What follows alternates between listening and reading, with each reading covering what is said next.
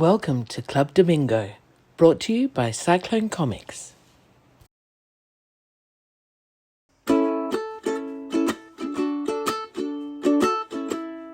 Let's go. Good morning, Tim. How's it going? Good, mate. How are you? I'm going okay. Let's keep that energy up, shall we? Yes, let's. You've been tired. You've been tired. Cheers. You've been tired because you've been going places, and that T-shirt tells me that you've been at Comic Street. The viewers have to put their sunglasses on because your T-shirt is so bright. Oh, I wish we'd captured that when we first logged on together. Yes, I thought you'd have a reaction to this bright yellow T-shirt. Yeah. It was this or the calming blue one, and I decided the bright yellow one was the one for me. Right. The first thing I think of when I say a T-shirt like that is washing instructions. How would I approach that? I'd wash it with whites or with just pale colours or what? Really? We just put everything in. Everything just goes. Oh, no. You separate your shit. If it's brand new, maybe, but generally, goodness me, welcome to Homemaking with... time for tea and toast. Household tips with Tim and Gary. Can you just stand up a little bit and what's the bottom of the design? I've got the word. Yeah, it's actually quite... This is the small, but it's quite large and it goes on forever. So yes. Okay, let's do 10 more. Yeah, it's lovely. I like that a lot. Yeah, very good. And it's a very good celebratory thing that they've done 10. That's gone fast. Hasn't it just? And I'm really... For those that don't know, I went to Comic Street last weekend. The weekend just passed. And Comic Street is put on primarily by Samantha, or maybe it's Samantha's brainchild, or but there's obviously a support network there, and I don't actually know too many of them.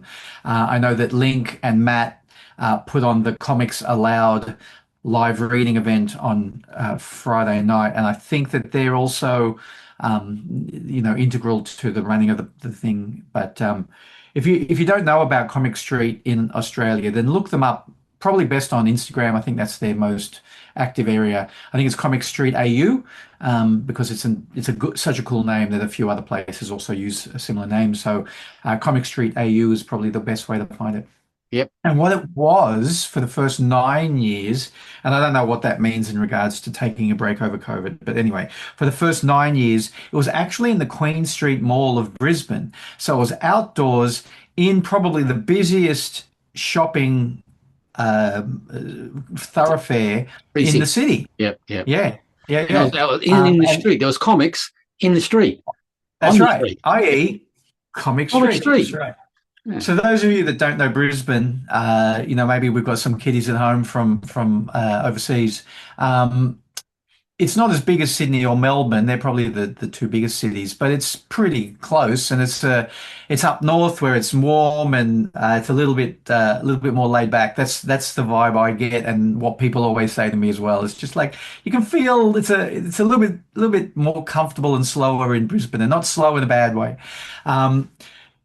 So to have an event that is to have an event that's out in the open where all the normies are, right? This is not people coming for a convention or a festival. This is just people buying their sneakers and groceries and whatnot. It is an important point of difference. Yeah, being accosted by 20 or 30 tables worth of indie comic makers. So I'm a little bit bummed that I never got to experience that because this is my first time at Comic Street. I'd be annoyed if it was windy. I would be annoyed if it was windy and rainy. Oh, and that's what not only Samantha but some of the other people who have tabled regularly at Comic Street have said often that it's it has its risks as well. The wind, and every so often there's a rainy day. It's only ever been a single day event. While now this 10th anniversary one was a 2-day event and was indoors. So a really cool section of their state library called The Edge, which is where they've got like I guess you'd call it a maker space with sewing machines and probably 3D printers and mixing desks and all sorts of stuff like that. So they've got a little auditorium sort of room there, which was where we put on Comic Street, and we even spilled out into the little foyery type of area for it as well next to it. I say we because I tabled, not we as in I did anything to help, because I didn't do anything to help. But that's where it was this time. And one of the things Samantha said was, beyond the fact that easily 2 days now rather than one, and the weather doesn't matter as much, is that it looked to me, looking at the figures from a quick glance, looked like they might have been able to give maybe 10 more tables, or sell, a range for 10 more tables worth of people, which is great. So there was growth for this year. Yeah. And I was concerned that if people normally go to Comic Street because of where it is and because it's free and because they stumble upon it, and now it's in a completely different place that you have to go to, and you have to go through doors and elevators and whatnot, that maybe people wouldn't turn up, but it was really well attended. It was really well attended. Nice. And the other side of that coin, the fact that you're not stumbling upon it, that you're making the journey to go look at it, is that you're going there because you're interested and you're willing to talk and listen to the people, and probably more willing to spend money to support the art form. What was it? I feel like that's what happened. Say again? Was it free entry? Yeah, free entry. Yeah. It was. I don't know why I ever thought that the tables were possibly free. I thought it was very government subsidized, very, local council sort of run or subsidized. And I don't think it ever was. I think everybody who tables has always paid. And again, this is just from what I hear. I haven't actually asked very specifically. I haven't done an interview or anything about it. But when I decided I would go this year, and Anne-Marie and I decided out of the blue that we would go, the table cost was a bit of a shock to me, and I don't normally pay much for a table, if anything. For example, Geek Expo is next weekend in Wagga Wagga. I'll be there and I'm a guest, so I get my table, but I'm paying my way otherwise, the petrol and accommodation. Oz Comic Con will be 2 weeks after that here in Sydney, and that's, again, I'm being guested, which is wonderful. But there's no accommodation or petrol really for that one. So to pay like a full price for a full table is a shock to me, because I'm so privileged, and I get that. Kiddies at home, I get that. That's like, it's not something I'm unaware of. Yeah, check yourself, McEwen. Check yourself. I do. I check myself every time. And every time I turn up somewhere and somebody buys that first comic, I check myself then as well. I go, this is incredible. So I was willing to take a loss, because we have 2 airfares. Was it 2 nights accommodation? Ubers are like, when we add up the Ubers, it could be more expensive than the flights, so there's expenses. But the overall sales were so good that it covered everything. So even if we didn't come out, even if we didn't come out with much of a profit, because of those other expenses, it was well worth the trip, because we had a great time and we made lots of new fans.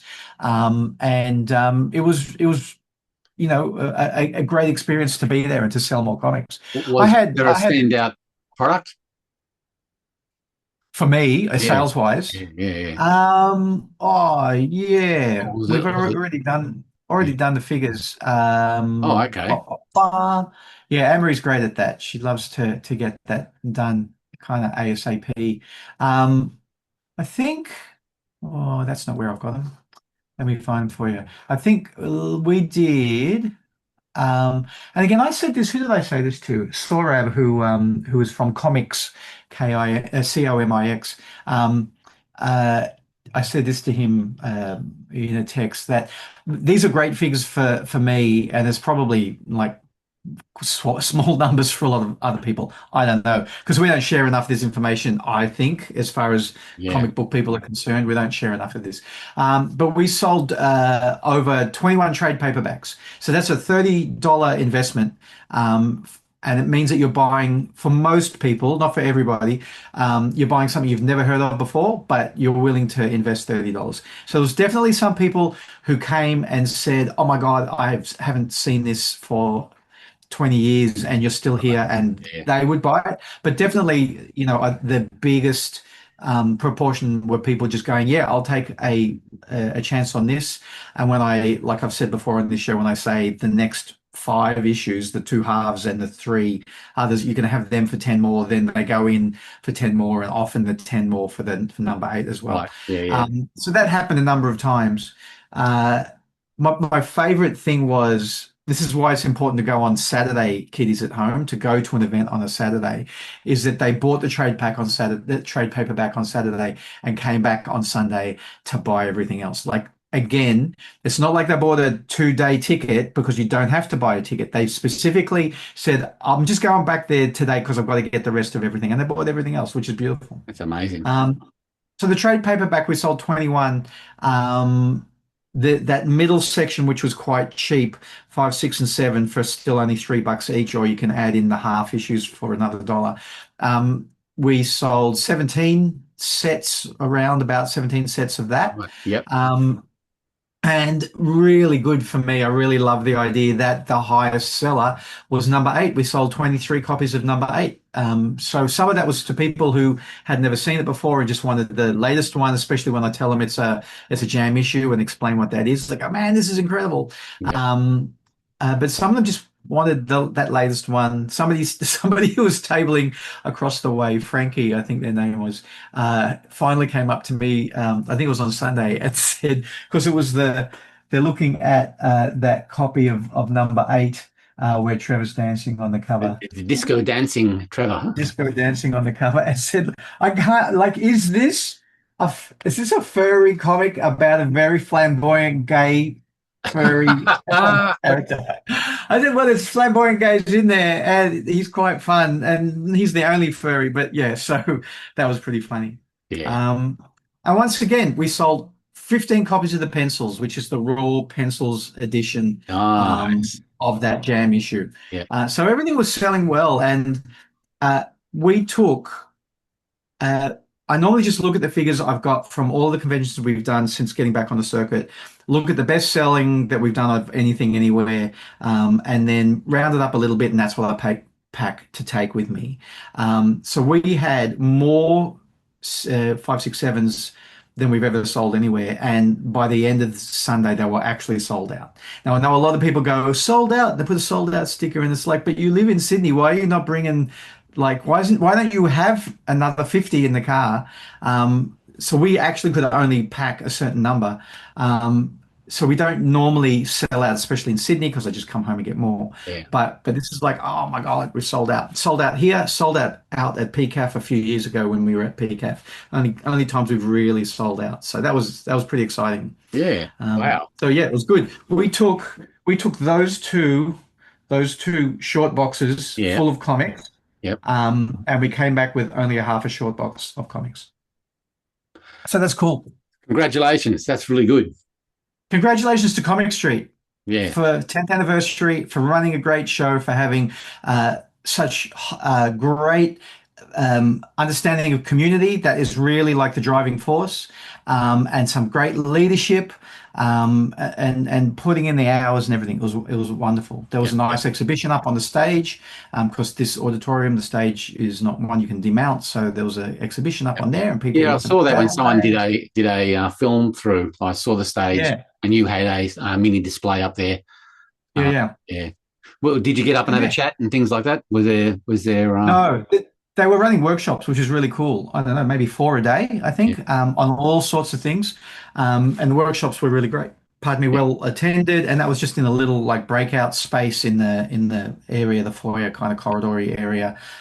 Beautiful venue. That precinct, I guess that you call it South Bank. I don't know. If you keep on walking along the river, you get to the beach and all of that, which we did. We walked along there on Friday. So good, so beautiful. But that precinct where there's Goma, which is, I think, the Gallery of Modern Art, and I think their state gallery and their state library, and there might be something else there. But that precinct is really cool, beautiful, lots of greenery and lovely cafes that are indoor, outdoor. And if I lived in Brisbane, I would probably be spending a lot of outdoor time just there, because it's such a nice space. Yeah. Was there much difference? So I'm in Brisbane. That's the first time we've tabled there Yeah. ever, probably ever. And you made us feel very welcome. You and your community of comic makers made us feel very welcome. Thank you so much. And you didn't get arrested or anything? Uh, Not that you Not remember? that I can remember, but often I wake up in bed and Anne Marie's bailed me out, so I don't know. Yeah, okay. When the drug-addled haze clears, what have I done now? That's right. Yes, So yeah. the other thing is we got to sit next to Jesse Dracman, who is from is it Freak Comics or Freak Productions, Freek, who we're great friends with, and I had dinner with him and his wife Lolly, who I know from years and years ago, probably 15 years ago, from back when I was still involved with Supernova. Of course, their daughter Danica also made comics, mini comics that would often be at Supernova, and I would be taking care of the comic book people at Supernova. Right. So we met them way back then and kind of got a little bit friendly. And since being back on the con circuit, I've run into Jesse a few times and made very good friends with them. So that was cool. It's cool having dinner with them and hearing their crazy stories of their youth, Yep, etc. yep. Who else was at Comic Street? That might be interesting comics Oh my wise. God. And now I'm going to get the trouble for forgetting everyone's names because there were so many great people. Um, Oh well, I won't put you uh, on the spot then. but again, Link, he goes under the pseudonym of Link something on the socials, and Matt Rice were tabling. They're great people. You know what? I ended up um, getting a bunch of comics from people, some of which were given to me as gifts, which I always cannot believe and I'm really appreciative of. And some of them I bought, and I actually can't really remember which ones I bought and which ones were given to me. So I'm just going to show them all. All good stuff to be uploaded to the database. Yeah, absolutely. So Roffle and Mayo Oh, that looks by nice. Yeah, Rolf and Mayo. I think that was Yeah. Sally, I think. Um, and Brian Craddock, I had a great chat with Brian. Um, so Brian is this is yeah, Wow. this is reprinting the stuff that he made in the 90s. Right. And I think he was saying, I forget who he said was like really, oh, Dylan's reprinting of the 2 Minute Noodles stuff and other stuff really inspired him to just pull out his old comics and reprint them. So that's Crimson Riot Goth. And he's also working on new stuff now as well. So that's great. Do I have the new stuff? Yeah, I think that's the new stuff. Yeah, Dog Eat Dog. So again, Brian Craddock with some Nice. funny animals. We Yeah. love our funny animals. Excellent. Yeah. Yeah. So that's good. Oh, you get a free sticker in there Yeah. as well. The other thing that Sally did was Love Comics, which I remember from back in the day as well, drawn by Dan Gilmore. And I love the look of it. And this is volume 2. Oh, that's why I recognize I probably have volume 1. But it's like back in the day where web comics were you would Yeah. you would upload a comic and also have a blog, and it's basically what they printed. I think that's the impression I get That's a from great that. idea. That's a great Isn't idea. it just? Yeah. Yeah. So something like that. Yep. So Nice. that looks cool. Yeah.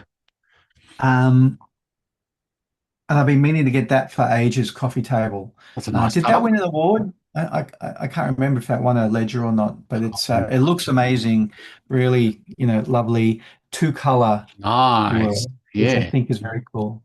Some nice artwork And in that's there. Kieran Alexander and Christopher Wood. It has a nice design sense as well. They know what they're doing. Yeah, it sure does. Yeah. Really. Is that self-published? I think it is. Oh, you mentioned the designer. The designer is Winston Gambro. And I have a feeling that that's self-published as well, which is Yeah. always fabulous. Nice one, Winston. Yep.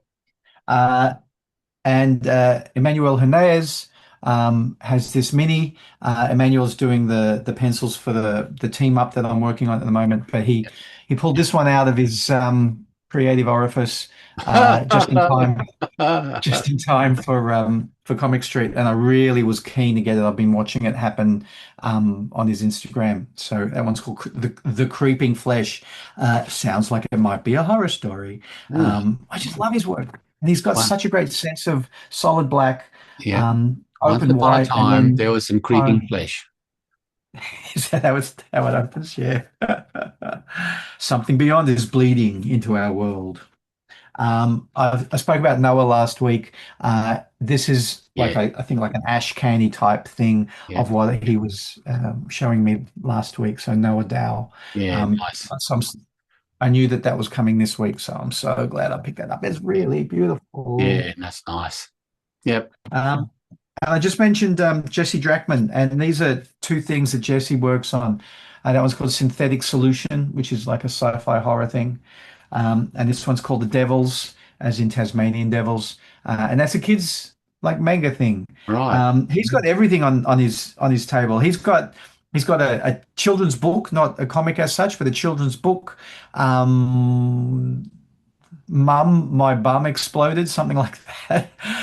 And then he's got stuff that is in brown paper bag, and you cannot take it out of the paper bag while you're at the show because it's just not appropriate. So he's got the whole range on his table. Wow. So it's always wonderful to see who he's got to sell to next. It was really cool. We had my last two copies of E-Boy, which I drew the illustrations for one novel's worth a Which is couple of the years ago. Arndo project.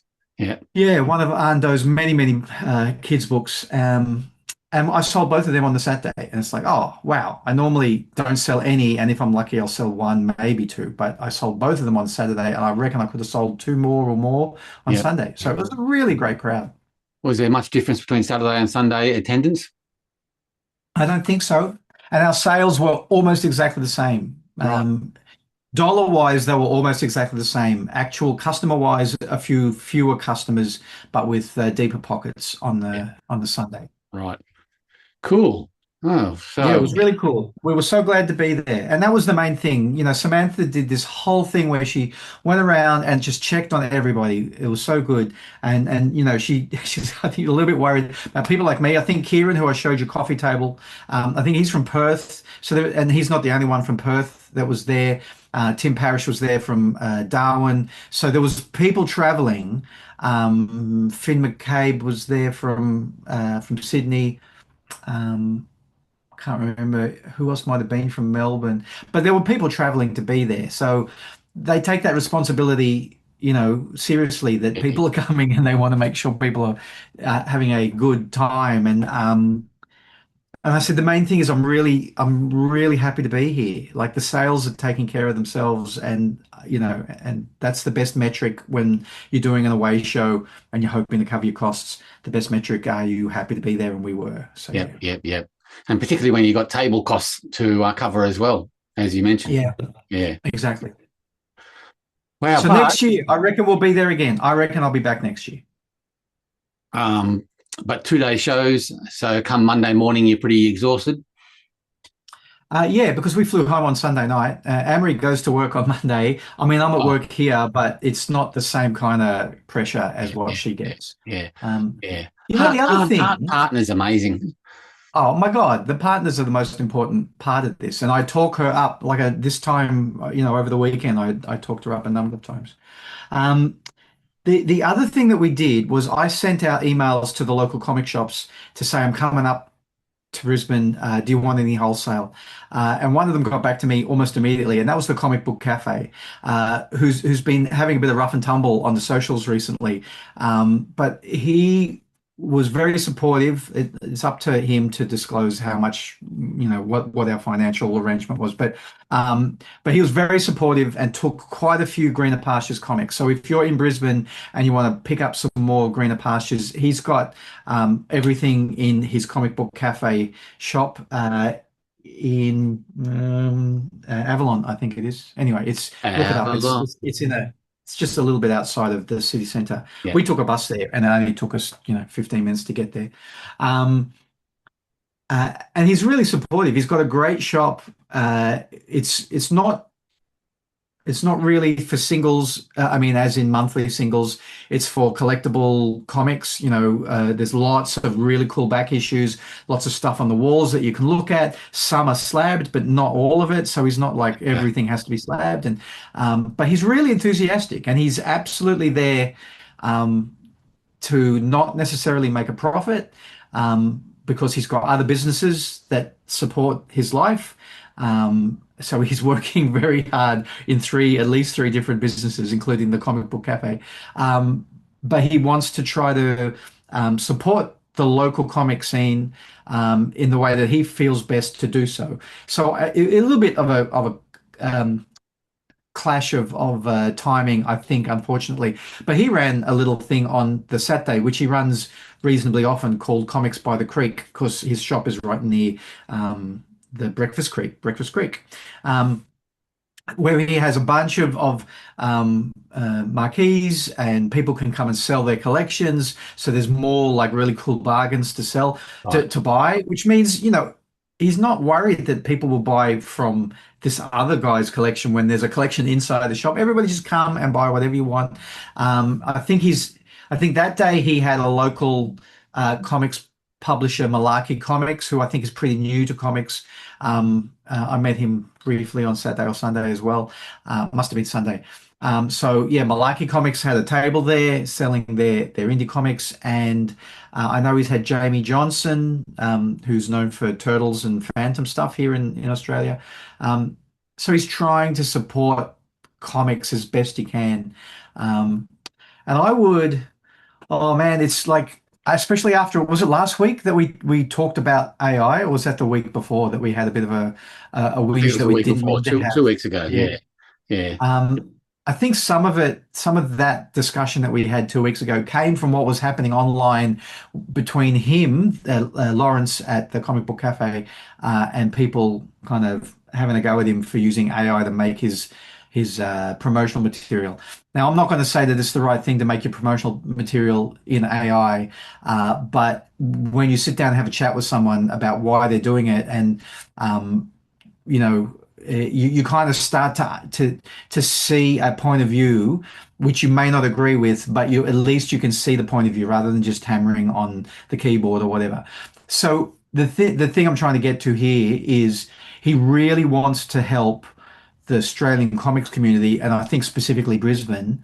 And it's like, why am I getting all of this attack instead of, because he's not doing it the right way. Yeah, I know, but maybe there's.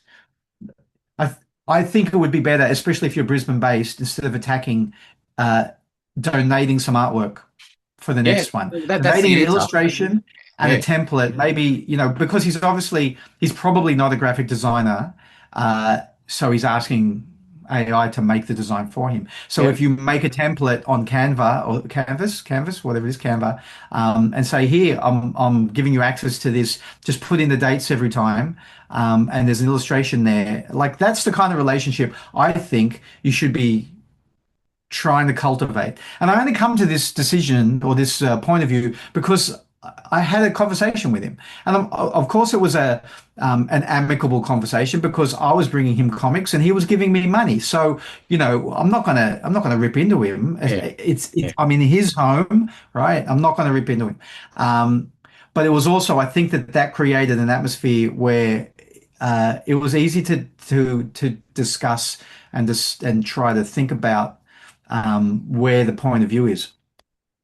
I mean, I say donate art, and then everyone gets art for free. But I don't know if there's any examples in here. But I would have designed that ad for free. I designed that ad for free for whoever was paying for advertising in my comics. I drew that one for free. I would have put that one.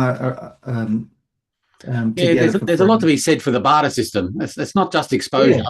Necessarily. Exactly. I illustrated that for Action Comics for free back in the day. So I'm not trying to tell you something that I haven't done myself. If you want the support of the other entities out there in this organic system that is Australian comic books, then I think it's a two-way street. Nobody gets paid at Comic Street. The money comes in, the money gets spent, and yet somebody's drawing all of this amazing, beautiful design work and illustration work, and so why can that not then also flow onto a comic shop that you think is possibly not doing the right thing because they're using AI? Then let's help them out of that ditch. Exactly right. Yeah. Wow, I didn't expect to do that today. Yeah, well, it's just in the nicest way possible. They need to read the room, and there was a bit of a misjudgment on using the AI to promote the event when it was just obviously just the wrong approach. So Yeah. that doesn't mean that they don't need assistance and help and advice and ways around solving that issue, and not to be aggressive about it, just to be an educating good force to make better decisions moving forward. Because the event down by the creek sounds like a lovely event. It is nice day there. He's got a coffee shop, so you can buy coffee and stuff as well. But yeah, be the solution. If you see a problem, try to be the solution, or at least point to a readily available solution, not just you should be paying an artist. Like, that's not always the solution, unfortunately. And I've been in this business long enough to see it actually move a little bit in my students as well. Like, I've been teaching for 12 years, and I've seen a period where you would start to talk about doing work for exposure, and like the blowback I get from my students was incredible. And I it's not that it comes up very often in the classroom, but in the last couple of years, you talk about it, and I try to say that this is part of the way that you're apprenticed, especially if you're freelancing, etc.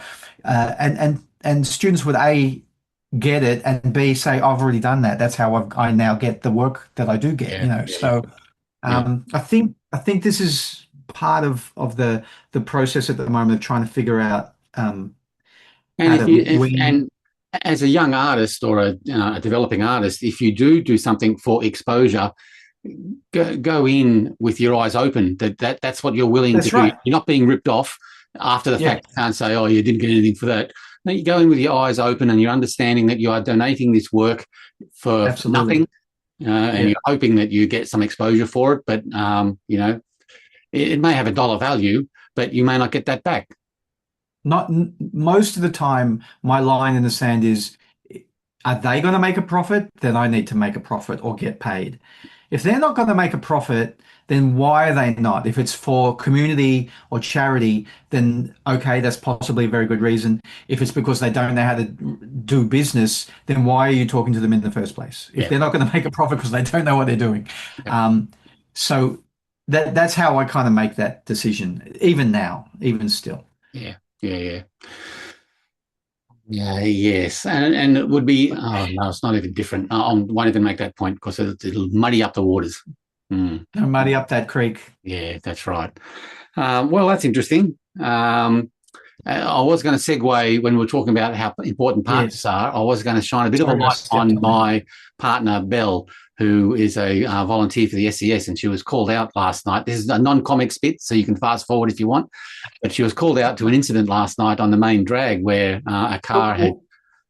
What's the SES, Gary, for the kiddies at home who are sheltered or live elsewhere? Sorry, say again? State Emergency Services.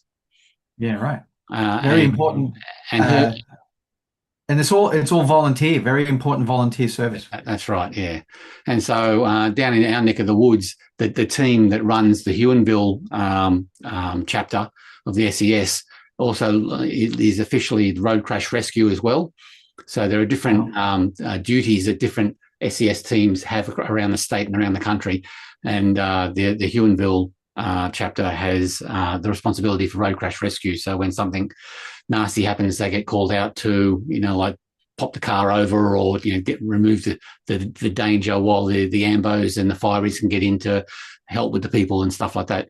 But last night there was quite a nasty one where a lady needed CPR done on a continual basis. And so, Belle and the fireys and the ambos were doing that while a helicopter was being choppered in to take the lady back to the hospital. And so that was going on for quite a while. It was the main drag, so the main highway south of Hobart was blocked off. This is at peak hour as well, so there was like cars everywhere, and the area was on a very tricky bend coming down to the Huon Valley. And she was in there with the best of them doing CPR on this lady that eventually got chop it out. So, like Belle came home and she was pretty tired and exhausted and stuff, but she had taken some footage of, because I actually said to her, where's the chopper land? There's in a paddock. because it was on a mountainside hill where this road would lace around. And no, the chopper just landed right on the road, dodging trees, dodging power lines, and it just landed there. And she actually filmed it taking off. And it was a case of, again, taking off, avoiding trees, avoiding power poles, and getting up high above the mountain, and then zooming off with the patient to get to the hospital. Incredible. And so, all the Fireys and the Ambos and the SES, they all did amazing work. And she came home and sort of told me of her, adventures, and it was like, that's amazing. CPRing a person is pretty serious shit. It's not like Hollywood where you become unconscious and then you sort of wake up 5 minutes later going, "Oh, I've been knocked out. Where am I now?" No, being knocked out and having someone having to pump your chest for you to continue breathing, it's pretty serious shit. So she had a big night last night. So which is why I'm a little bit drab this morning, because didn't get much sleep last night. But and she's on call this week, so she could get called out again at any stage. But pretty amazing. So shout out to all the volunteers who actually do that stuff, from pointing to where you park at royal shows and Easter shows and all stuff like that, right through to CPR and keeping people alive. And that's pretty heavy stuff. Yeah, amazing. Wow. Well done, Belle. Is Belle there? Hello, Belle. No, she's not here. She fronted up to work again this morning. So she was. Oh, my God. Really? Yeah. So it's our 77th show, Tim. 77. 77. I said we'd never make it. And it got me to thinking about 1977, what a year it was, and how I've always thought that 1977 was the start of what would become what we know in modern life as the 21st century. There's so many things that importantly happened in 1977 that are still being feeling the ripples now that we live our everyday lives by. So 1977 for comics, the big one, or one of the big ones, was Cerebus, was launched in 1977. Yeah. And that proved to be a very important comic for independent publishing across the tail end of the 20th century and into the 21st century. And the other one is still going, was the 2000 AD launched in 1977. And that's still going. And the impact that Judge Dredd and all those 2000 AD characters have had on popular culture and comic book culture in particular has been pretty amazing.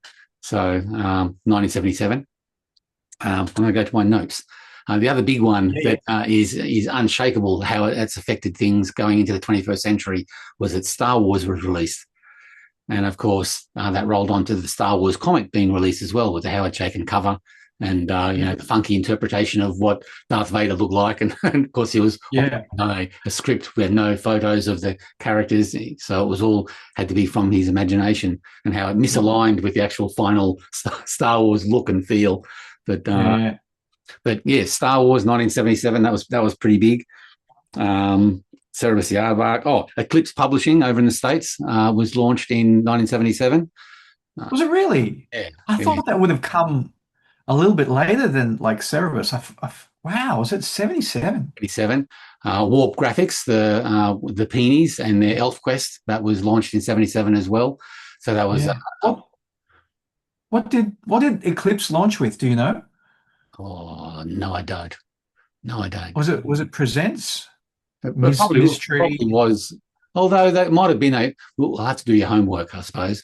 But there might have been one property that they decided to launch.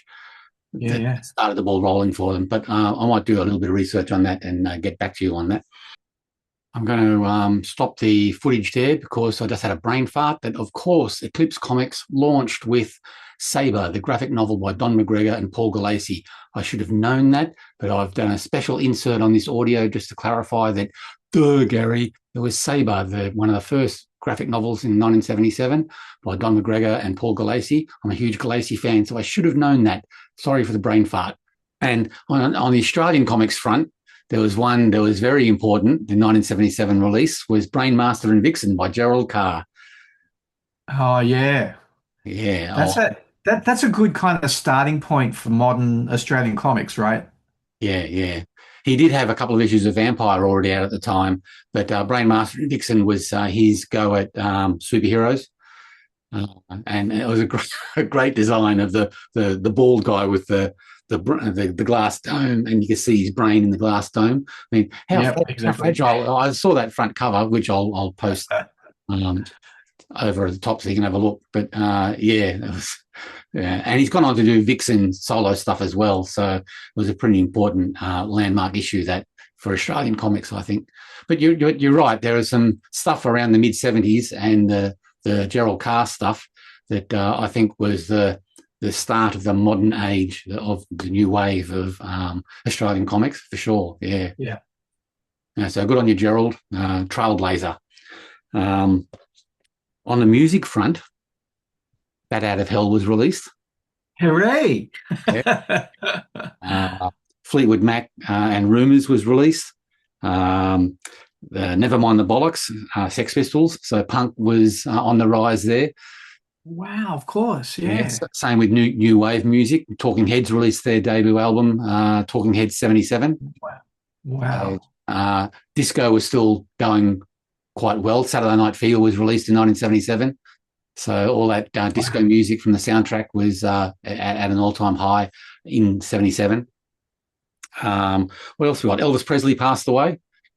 I keep on forgetting how important that was because my sister was a huge Elvis Presley fan, and that morning when he passed away and all the news was rippling around the world, I used to live on top of a liquor store when my mum was the manager of the store, and we had a living quarters upstairs, and my bedroom faced out over the main drag, and across the road, directly across the road from my bedroom was the newsagent.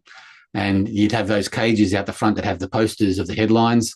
And I just remember all day seeing Elvis dead or Elvis dies at 42 or whatever. And that's the thing that I take away from it. Not only was it such a shame that he died, such an important character or figure in music, but he was only 42. I always thought that he was much, much older, but he was only 42. Being a 63-year-old, 42, it's young, man. Yeah, exactly. Yeah. So, so the rise of punk music, new wave music as well.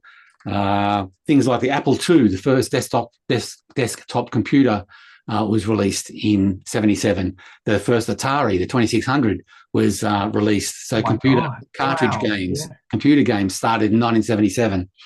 The first space shuttle test, so that space shuttle program started and in 1977 as well. The Roots miniseries, the TV series Roots with Kunta Kinte, that was the first miniseries structured to be an event on TV, which foresaw the advent of streaming, where not only event TV, but the way it was packaged with, 8 episodes, 10 episodes and things like that. We're still utilising that format today for seasons of TV. What else we got? The rings of Uranus were discovered in 1977. Not Uranus, the rings of Uranus, the planet. Right. France stopped. How did they discover that? Like there was no Hubble telescope or I don't know. Wasn't Voyager? Like when did Voyager take off? Like that might have been could have been around that time as well. Yeah, it might have been exiting the solar system around that. It might have been. Yeah. Don't ask for scientific clarity on this show, McEwen. You're not going to get it. Especially scientific clarity. Sorry, go on. It's incredible. 1977, incredible. Who was born? Hey, kiddies at home, if you were born in 1977, let us know that we should add you to the list. I was going to add it right to the list of things here was that Lee Chalker was born in 1977. There you go. So that was going to be my sign-off, but you brought up the subject. So Lee Chalker is a 1977 baby. So there you go. France stopped using the guillotine in 1977. They chopped off the head of the last person ever to be chopped off in 1977. Now that is letting all the olden day, like French Revolution shit, let that go. We don't use the guillotine anymore. 1977. That's amazing. Imagine being the last guy ripped off. Because I can only imagine what it'd be like having your head, chopped off. It's bad enough going to the electric chair and anyway. So weird. Fonzie jumped the shark. That famous episode of Jumping the Shark happened in 1977. Right. Yeah. And things like, let's see, the first high five was ever given in a football match. I think it was football or baseball. I'm not sure. It was one of those Really? American They actually sports. have documentation of when the first public high five happened. Do the Wow. research. I think it might have been, Really? I think it was a gridiron. I think it was gridiron where, like someone scored a touchdown or something and he was walking past a teammate and the teammate had his hand up and he didn't know what to do. So he just hit the hand and it was called a high five. The commentators coined it and it's been with us ever since. Wow. 1977. Right. Yes. And in Australia or in Sydney, the Granville rail disaster happened. Do you remember that at all? Because that was a huge event in my memory at the time. They're very impactful.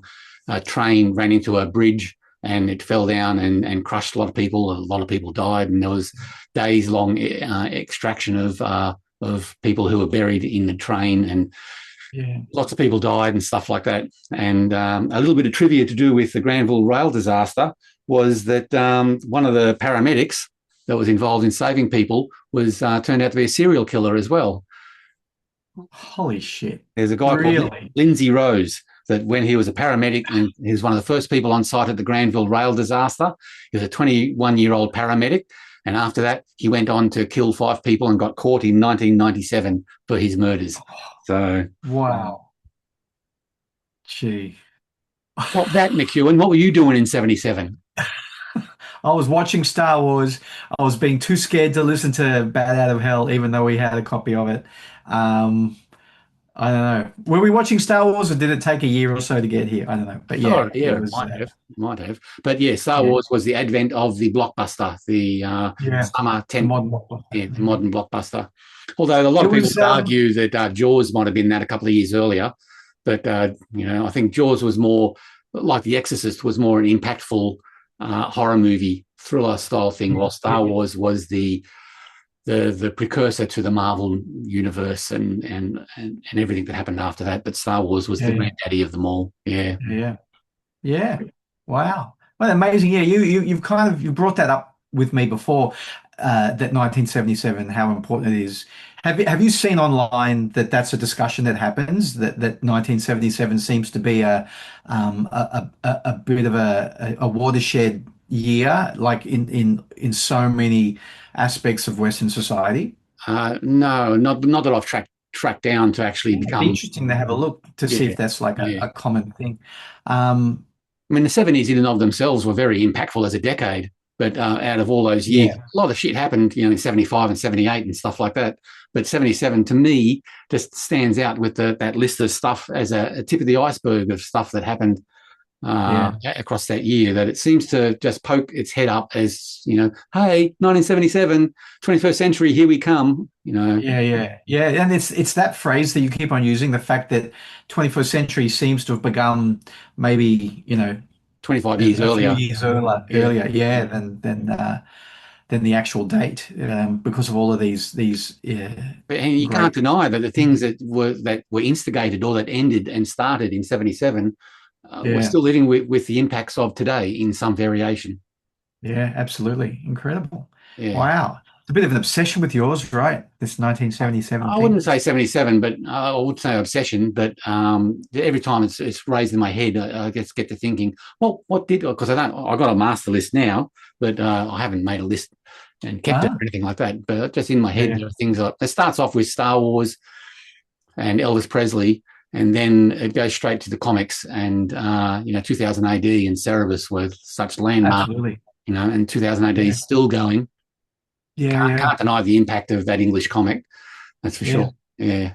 And Eclipse Comics was Cerebus and Aardvark Vanaheim, the publisher, were like very much self-publishing, as was Warp Graphics with ElfQuest. But Eclipse is really the precursor to all of the smaller publishers that we have now, Dark Horse, IDW, et cetera, et cetera, all of those kind of level of publisher and smaller. Eclipse, I guess, was maybe the first, Yeah. from the sounds. I'm not sure. Pacific Comics just pops into mind, but I'm not sure Pacific when as Pacific, well. Yeah, whether it was before Eclipse or after, but it wouldn't have been much time because that whole independent comic movement started to go from the late 70s into the 80s with the advent of the comic shop and the direct market.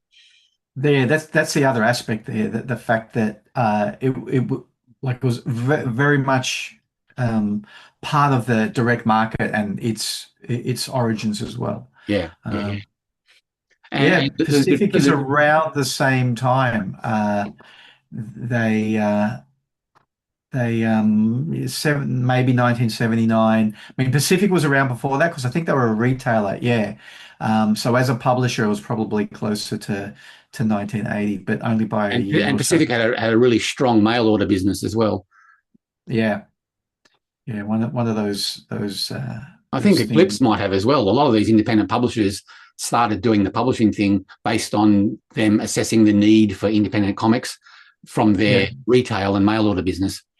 Yeah. Yeah. So there's a flow on from underground comics to that strand of independent, the Eclipses and the Pacifics of the world sort of Yeah. come from the underground movement. Exactly. Yeah. Wow. Interesting. What a great year. Yeah. Anyway, that's all I got. This morning I was just doing a little bit of homework on 1977. But Raymaster and Vixen #1, Gerard Carr. Great stuff. Cool. Speaking of self-publishing, because he self-published that stuff as well. We think we're all such trailblazers, and there's Joel Carr in 1977, self-publishing his third title. Yeah, and dealing with distribution on a national level, and probably to New Zealand and probably to New Guinea in the Pacific through Gordon and Gotch, and he was jumping all those hurdles before anyone else did, in a time where there was just nothing happening. The local scene had ground to an almost halt. Yeah, exactly. Not a Harold Holt. Wow. But so see what I did there? Harold Holt. Harold Holt. I get it. Disappeared. Gone. Yes. Okay, next. Disappeared. So I'm trying to think, I've got a list of a few things here. I wanted to talk about somebody that I bring up on the show reasonably often because of their work helping us with the Greener Pastures short film. They did the prosthetic for the Greener Pastures short film. So that's the company called Makeup Effects Group, or MEG, Meg. And the two principals there, Nick and Paul. Nick, I've talked about on the show, has this really incredible private collection of pop culture oriented art. So he loves comics, but obviously he also really loves film. It's kind of all of that stuff, right? It's not just comics, it's film as well. And I talked about how there was like huge room after huge room, like boardroom sized, big boardroom sized room after room after room of huge art, large format, small format, three-dimensional, as in statues and the work that they've done, that Meg have done for film and television. Models of like the Swamp Thing and from The Matrix and all sorts of things. Really incredible. And on the day that we were so lucky enough to walk through that space with Nick Nicolau and look at his collection, he said to me that he really wants to open a museum to show it. He doesn't want to keep it private. He wants to be able to show people. And he's taken finally the first public step towards that. Now, I don't think he's actually got a space yet. So if you're a philanthropist out there who wants a tax write-off and you've got some real estate that you want to fill with some of the most amazing popular culture-oriented art that you can, then get in touch with Meg and tell them Tim McEwen sent you. But he's decided he's going to start showing the collection online. So if you're interested, you really should, if you're on Facebook, go onto Facebook and look for the Outer Limits Museum. That's what he's calling it. And on Instagram, it's also Outer Limits Museum. I can't believe he was able to get that on Instagram, that nobody's already sat on that yet. So Outer Limits Museum on Instagram, no spaces, obviously, and same on Facebook. Right. Now, he's only just started showing the work, but I'm just having a quick look at it now. So far, he's shown from 1930 an original watercolor and pencil on paper from Norman Lindsay that he owns. Wow. A Drew Struzman 1982 The Thing illustration for the poster, and it's the actual illustration. It's acrylic paints and colored pencils on board. It's not the reproduction. It's the Yeah. actual painting. Wow. Something from Catherine Jones, who, if you've been around for a long time, you might have known as Jeffrey Jones. A huge painting that looks like it's 6 feet high. It's a like a really huge oil painting. Something from Ron Cobb from Encounters, Yeah, nice. Encounters of the third kind. Yeah. Some Raiders Oh, of the Lost Ark stuff. Some Close Boris. Encounters, 1977. Yeah. Oh my God. There you go. Exactly. 1977. They're really interesting. The Star Wars and Close Encounters like sci-fi dichotomy there, because one's a little bit more cerebral and one's a little bit more just poppy and adventure oriented. So yeah. You're about Oh to say wow. Adventure Illustrated. Good on you. I nearly did. Um, he's got some Boris Vallejo original work. So, and that's as far as he's gotten so far. So I'm hoping that he'll show more stuff as the weeks go by, and maybe get enough interest that he'll be able to actually open a brick and mortar place for that soon. So he would really love the support of just more followers and people commenting to Yeah. show that there's an interest for it. I noticed the And last couple of weeks as well, sorry to interrupt, but Boris Vallejo has retired from painting. is that right? Yeah, he made an announcement, I think, a couple of weeks ago.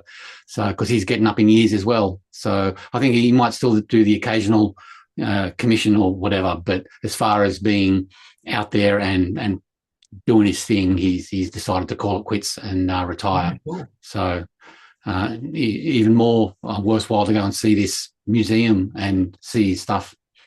Yeah, exactly. So yeah, I wanted to bring that up and show my support for Nick. It'll be of interest. Nick's got one piece from Alex Ross on the socials there so far, but not a lot of other real comic booky stuff. But that stuff will come more so. I mean, Catherine Jones, Jeffrey Jones comes from comics as well. So you'll see more and more of that as you go, including a piece from Greener Pastures eventually. Some Joseph Zechariah's painted Greener Pastures work. So yeah, show some support there. Excellent. Yes, good. Anything else on the list? Have we got some time to talk about Jack Cole and Gary Chaloner and Ant Larkham? That's a really cool little story, and I don't know how much time we've got left, but whatever's left, let's just quickly chat about that. Yeah, okay, you start. I'll start. So Ant Larkham, for people who have been in Australian comics since the 90s, early 90s, yeah.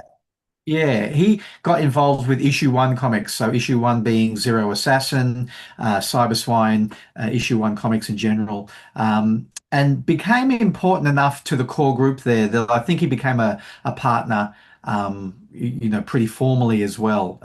He has a marketing and graphic design, advertising sort of background. He really knew what he was doing. I think he was a little bit older than me, so definitely older than Sam Young, who was the main kind of brains behind issue 1 comics. So I think he brought a little bit of mature perspective to what they were trying to achieve with issue 1, Zero Assassin, Cyberswine, etc.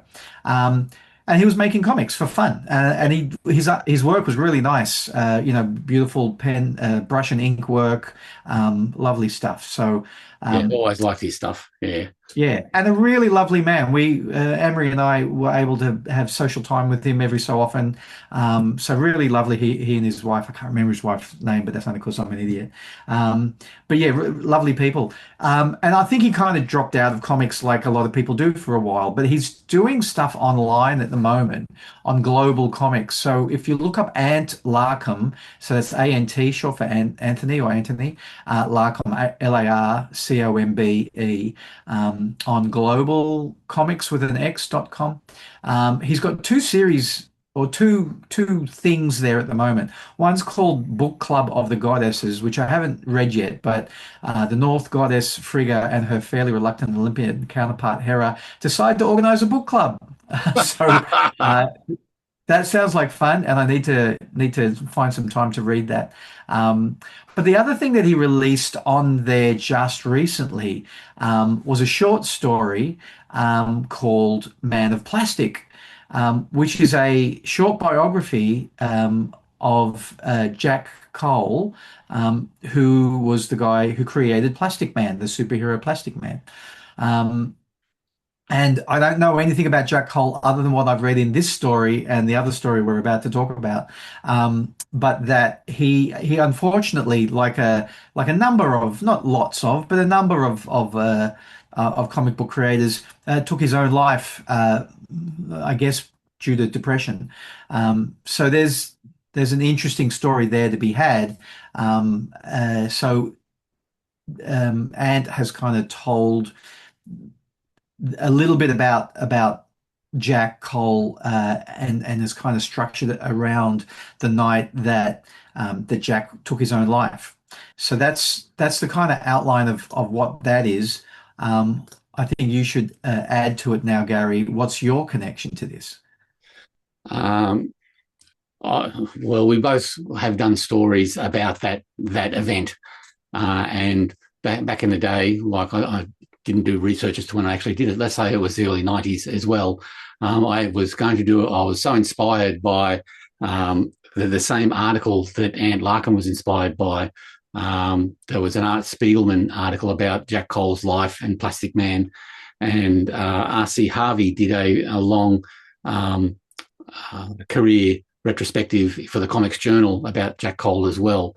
And those things got me thinking how it would be amazing to do a comic biography of Jack Cole and his life, because it was so an interesting spread from the childhood that he had. He cycled across America to get to some event when he was a kid, and basically just left home with no money and cycled to get somewhere. He got work as a cartoonist for the early comic companies that Will Eisner and Iger and Eisner started as well. This is me. I'm pulling all this stuff out of my head. I don't have any notes in front of me, so I could get some stuff wrong, because it's been a while since I've dipped into the whole Jack Cole thing.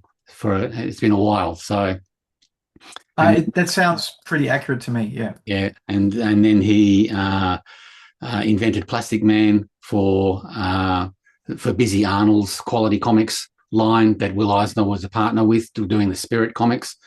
And he did Midnight for a while when Will was in the army. He was asked to do the Spirit, so he was doing some Spirit ghost work. He did some work for the Spirit newspaper strip, and then he left comic books behind, and he started doing work for the superhero comics behind. He started doing work for the horror comics, and that's just in the 1950s when they started to be very there was the Kefauver committees were trying to get the horror comics banned because they were corrupting youth and all that kind of stuff. And the Seduction of the Innocent book was released about how comics were corrupting youth. And so Cole was right in the middle of all that kerfuffle with the horror comics that he was doing. And then he went and he got work. He left that behind, and when he got work as a cartoonist for Hugh Hefner for the very new Playboy magazine. He and Hugh Hefner developed a friendship because Hefner was a cartooning fan and realised how talented Cole was, and so got him on board to produce some lovely watercolour gag cartoon strips for Playboy. And so that also introduced Cole to the high society life of what Hugh Hefner, like girls and booze and parties and stuff like that. So he his whole life had run the gamut, and I thought that would be quite interesting to actually do a graphic novel or a series of books or stories about Jack Cole's career. And at the time, I was dealing with Will on John Law, and I was dealing with Dennis Kitchen, and they were going, "Yeah, great idea. You should develop this as as something. So I went ahead and did an introduction story that was 8 pages long. That was half prose, half comic books that would set up the rest of the story about his life. And it's about a bunch of kids that find the car after Jack Cole had committed suicide, that they found the body. And so I waxed lyrical about the symbolism of how comics died when Jack Cole died. So that was going to be my introduction to this. The story was his death, and then we'd read about it. And then I did an epilogue at the end, which was talking about how it mirrored in a lot of ways my life about raising a gifted child, and how Jack Cole was, obviously a gifted child and grew up to be a gifted adult, and how that carries a lot of baggage with it. That some people, particularly back in the 50s when he was going through this, there wasn't much diagnosis of kids being gifted, suffering, depression and anxiety and all that kind of stuff that wrapped up into the person that Jack Cole was, and the kind of characters that he wrote about with Plastic Man and the horror stories. And then one of the last projects that he worked on before he offed himself was a thing called Betsy and Me, which was about a married couple who have a young child who's a gifted child. And then I sort of read into that. The comedy strip, that was really funny. The few of those that I've read, that was such deep themes, but still like a really great strip, gag a day strip. It was incredible. The parents were totally nonplussed as to how to raise this genius kid, and again, it was in comic strip format in a totally different style to what he usually uses. And it was something that he had achieved, that he always wanted to be, because back then being a syndicated cartoonist was the ultimate goal. Comics were a bit trashy back then, but being in the newspapers is something that was above just being in the comic book trenches. So he actually achieved that with Betsy and Me, and I thought that it showed a bit of a light into what he was thinking and how he approached life in the 1950s. So all that was tumbling around. So I did an introduction, and I did an afterword, how it was sort of like relevant to my life and how I saw it being similarity to things that I could see in Cole's life, in my life as well. Dealing with Will, raising gifted children and the problems that a parent has, and even if you were gifted yourself, how you can deal with it as an adult. And Cole obviously couldn't, and he had problems in his marriage as well. And they wasn't able to have children. So all this was put together as a like a pitch which never got off the ground. I did the introduction, I did the afterword, and then I had to set about starting the interior project, and I did a lot of research for it.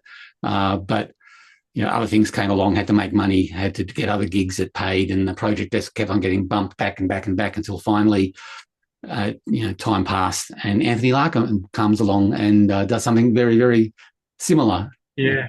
So there was the thing that really interested me.